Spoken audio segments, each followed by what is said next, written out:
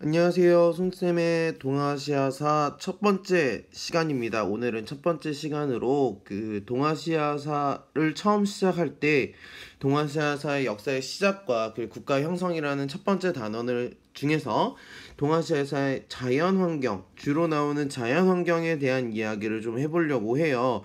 선생님이 맨 처음에 수업을 시작을 할 때 항상 이 성취기준이라는 것을 이야기를 할 건데, 선생님이 올해 수업의 테마를 키워드라는 이름으로 잡았습니다. 키워드라고 하는 것은 이 성취 기준에서 나오는 주요 단어들이 어떻게 교과서로 풀이가 되어 있는지, 거기에서 핵심 키워드가 무엇인지를 좀 주로 설명해 주는 그런 수업을 만들어 보고자 합니다. 그래서 여러분도 수업 시간에 만들어진 키워드가 어떤 것인지, 이 단원에서 어떤 키워드를 가지고 수업이 진행되는지를 꼭 여러분들이 스스로 수업 시간에 한번 찾아보는 시간이 되었으면 좋겠습니다. 그래서 먼저 첫 번째 시간으로서 동아시아사의 자연환경과 관련된 성취 기준을 살펴보면, 동아시아의 자연환경과 그와 관련된 사람들의 삶을 농경과 그리고 유목을 중심으로 파악할 수 있다라고 얘기하는 성취 기준입니다. 그래서 우리는 살펴볼 때 농경과 유목이 어떤 자연환경을 가지고 있으며 사람들은 어떻게 사는지를 한번 오늘 수업을 통해서 살펴보도록 합시다. 자, 먼저 동아시아의 자연환경을 한번 살펴볼까요? 자, 자연환경이 어떻게 되어 있는지 보시면, 공간적으로는 좌에서 우로는 티베트에서 일본까지, 또는 남에서 북으로는 몽골에서 베트남까지를 범위로 합니다. 지역으로 보면은 강 주변에 여러 가지 평원 등의 평야지대가 주로 있고요. 요 강 이름은 여러분들이 좀 잘 체크를 해두면서 보시고요. 동쪽으로는 해안과 섬으로 구성된 한반도와 일본 열도 등으로 구성되어 있습니다. 민족도 한민족부터 비해족까지 다양한 민족으로 나와 있는데요. 지도를 통해서 살펴보면, 여기 지도를 보시면 아시겠지만 티베트 고원부터 여기 일본에 있는 일본 섬 열도까지 이렇게 되어 있고요. 그 다음에 이렇게 위쪽에는 고원들이 많습니다. 고원과 산맥들이 많고요. 반대로 아래쪽에 내려오면은 이렇게 평야 지역들이 존재를 하고 있습니다. 그래서 고원에서 사는 사람들의 삶의 모습, 그리고 평야 지역에 사는 삶의 모습이 중요한데요. 여러분들이 아까 나와 있는데 여기 강 이름, 랴오어강, 황어강, 양쯔강 등의 이 강 이름들은 여러분들이 꼭 동아시아사를 공부하시면서 이 강을 기준으로 어떠한 삶이 나누어지기 때문에 강 이름들은 꼭 알아주셨으면 좋겠습니다. 그럼 보시면 동아시아의 기후와 식생으로 보시면은, 동아시아사는 기본적으로 계절풍지대라고 이야기를 합니다. 대륙 여름과 겨울에 계절이 따라서 이제 바람이 달라진다라는 게 큰 특징이고요. 대륙 내부 우리가 아까 고원 산들 봤었죠? 그 산은 대륙성 기후를 가지고 있다. 그래서 건조하다 등등 알고 계시면 좋겠습니다. 그래서 여기 농경과 수렵어로 또는 유목, 이런 삶의 방식의 차이가 나타난다 라고 보시면 되겠죠. 농경, 수렵, 유목 등으로 차이가 난다 라고 보시면 되겠습니다. 자, 그러면은 이제 생활 양식에 대해서 한번 살펴보도록 하겠습니다. 자, 동아시아사의 생활 양식, 채집, 수렵, 어로, 농경, 목축 여러 가지들이 있는데, 농경으로 인해서 사람들이 변화하게 됩니다. 농경을 시작을 하게 되면 마을이 생기고요. 왜? 농사를 같이 짓다 보니까. 그리고 그 마을에서 얻어지는 생산물을 가지고 살기 때문에 정착 생활을 하게 됩니다. 그리고 쌀이 또는 곡식이 지어지면서, 또는 기다리면서, 또는 수확하면서에 따라서 이게 생명이나 죽음 이런 것들이 순환관념들이 생기고요. 지모신앙 같은 신앙이 형성됩니다. 지모라고 하는 거는요, 간단하게 풀이해 주면요, 땅 지자에 땅이 어머니 지모신앙입니다. 그래서 땅이 어머니이기 때문에 땅을 숭배하고 땅에서 길러지는 것들을 받아들이자는 등의 이야기를 하는 겁니다. 그래서 삶의 모습을 여러분들이 다시 한 번 더 보시면은 아무래도 위쪽 지방은 고원 또는 사막 지역 그런 것들이 많기 때문에 유목 생활을 많이 한다라고 여기 보여져 있습니다. 하지만 여기 보시면 점점점 내려오면서 강 아래 양쯔강 이 남 지역으로는 여기 보시면은 집약적인 벼농사가 이루어지고 있다라는 정도만 여러분들이 차이만 보시면 되겠습니다.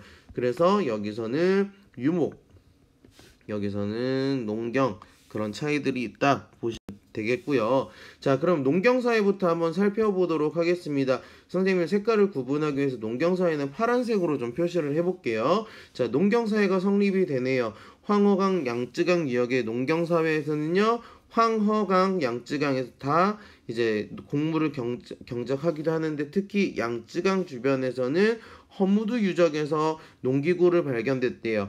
그래서 허무드 유적에서 농기구가 발견됐으면 오래전부터 벼를 재배를 했었구나 라고 여러분들이 보시면 되겠고요. 벼라는 건 여러분들이 익히 아시다시피 생산성도 높고 고온다습에 적합하고 그래서 여러가지 장점들이 있어서 논농사법이 확산이 된다라는 정도만 보시면 되겠고요. 여기는 이제 중국 지역이고요. 이제 만주, 한반도, 일본 열도뿐만 그곳에서도 밭농사, 논농사, 그리고 농사를 지면서 수렵과 어로 등을 같이 하는 등의 농경 문화가 전래되고 있다라고 보시면 되겠습니다.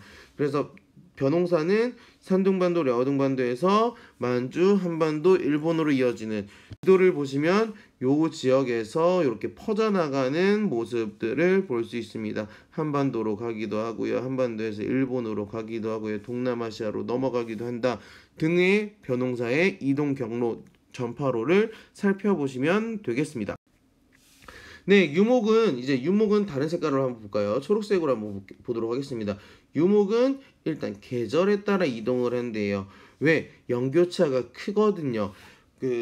연교차가 크다는 거는 겨울과 여름의 기온차가 크기 때문에 농사를 짓기가 힘들고요. 그로 인해서 초원지대가 만들어져서 유목에 적합하다. 그래서 유목 생활의 특징을 살펴보면은요. 그래서 이동 생활을 한다고 합니다. 고지대에서 겨울에는 저지대 좀 더 따뜻한 곳으로 내려온다라고 보시면 되겠고요. 그렇기 때문에 가축이 생활하는 그 주기가 유목민의 삶과 연결이 된다는 거죠. 가축이 풀을 뜯거나 새끼를 낳거나 이런 거에 따라서 유목민의 삶들도 여기로 갔다가 저기로 갔다 이렇게 한다는 거죠.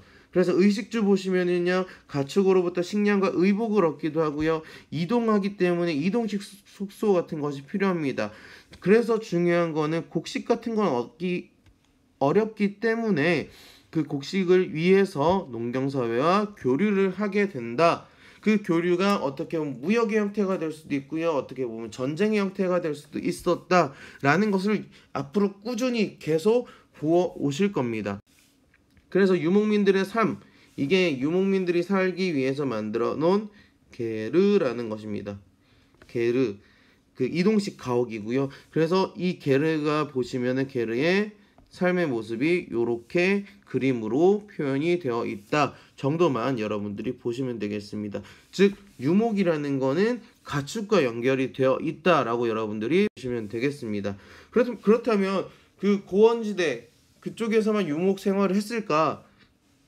만주나 한반도에서는 어떤 삶을 살았을까라고 보셨을 때 주로 강가나 바닷가에서 사냥과 물고기 잡이를 하기도 했고요. 농경 생활을 해도 가축을 잡거나 가축을 키우거나 아니면은 수렵 활동을 하기도 했었다라고 합니다. 그래서 우리나라 부산 같은 경우에 보면요, 부산에 동삼동 가면 조개가 막 쌓여 있는 그런 조개너미가 유적지로 남아 있기도 합니다. 그래서 만주, 한반도, 일본 이런 곳에서도 물론 수렵이나 어로 활동을 꾸준히 했었다라고 보시면 됐습니다. 마지막으로 정리를 해드리면 한 페이지로 정리를 한다면 여기에 농경이라는 테마가 있을 것이고 그 다음에 이쪽에는 유목이라는 테마가 있을 텐데 어떤 자연환경을 가졌는지 어떤 자연환경 그래서 중요한 거는 얘네들끼리 서로 어떻게 교류를 했을지 요렇게 보시는 게 키워드입니다. 농경이 더 좋냐 유목이 더 좋냐라는 것이 아니라 농경과 유목을 같이 보면서 어떠어떠한 특징들이 있을 것이고 어떠어떠한 특징들이 있는지만 여러분들이 잘 체크해 나가시면 되겠습니다. 그래서 다음 시간에는 요것들을 바탕으로 동아시아의 선사시대가 어떻게 전개되었는지 이제 두 번째 차시로 한번 살펴보도록 하겠습니다. 첫 시간 어떻게 수업이 이루어질 건지 여러분들이 잘 보셨으니까 그와 관련된 어떻게 수업을 하겠다라는 여러분의 다짐 그런 것들을 이제 각번 밴드에 댓글로 남겨주시면 감사하겠습니다. 고생 많았습니다.